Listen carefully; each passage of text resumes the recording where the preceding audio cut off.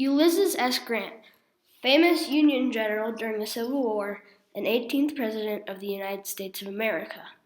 He was known for his casual but effective style and multiple famous victories in the Civil War, including the Siege of Vicksburg and the Battle of Chattanooga. At the time of these events, the leader for the North was General George McClellan and General Robert E. Lee for the South. The Union was stalling, and President Lincoln needed a general who could step up to this position and get the job done. Ulysses Simpson Grant was just that man. On November 5, 1862, Abraham Lincoln replaced General McClellan with Grant as commander of all Union armies. Can't spare this man. He fights. Although General Ulysses S. Grant was criticized and doubted for his failures, he was a successful and trustworthy general because of his success when facing challenges and his ability to achieve goals and meet the expectations of President Lincoln.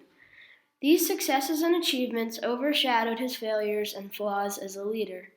While these shiny achievements covered up his downsides, he was still flawed. In his early life, he was lost. He tried returning to his family and being a farmer, but he wasn't very interested in that.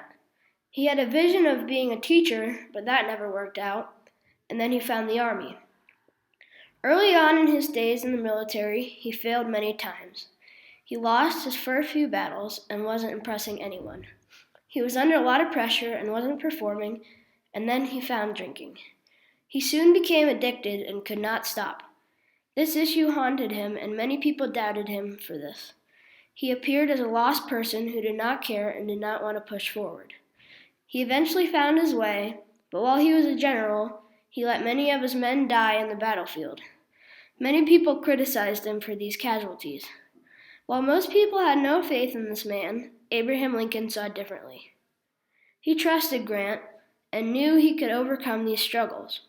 Lincoln was concerned about the amount of deaths, but didn't let that change his overall view. Lincoln was thrilled with the Union victories and with his reliable new leader of all the armies, Ulysses S. Grant. At the same time, the Union president was concerned about the staggering loss of life on both sides and about the sacrifices the new year would demand from civilians. Lincoln saw Grant in the big picture. He didn't care about all of Grant's small mistakes. All he wanted to see was results, and Grant sure showed those. Well, I wish you would tell me the brand of whiskey Grant drinks, because I would like to send a barrel of it to all my other generals. Grant is my man, and I am his for the rest of the war. As the war went on, Grant was very successful. He won almost every battle, and he regained many people's trust. He thought up strategies and found the Confederates' weaknesses. Grant knows that the longer the war goes on, the more likely it is that the Northerners will tire of supporting it.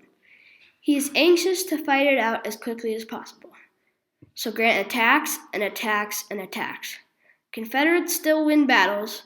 They lose fewer men than the Yankees, but the losses hurt them more. They have fewer men to lose.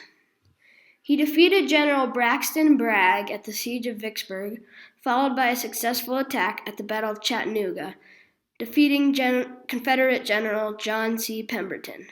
He was living up to Lincoln's expectations. Lincoln relied on him because of this skill. Grant had a lot of grit and perseverance and wouldn't stop until he achieved his goals. Lincoln knew all along that he would soon find his way and be successful. He learned from his failures and was vital to the Union's victory in the Civil War.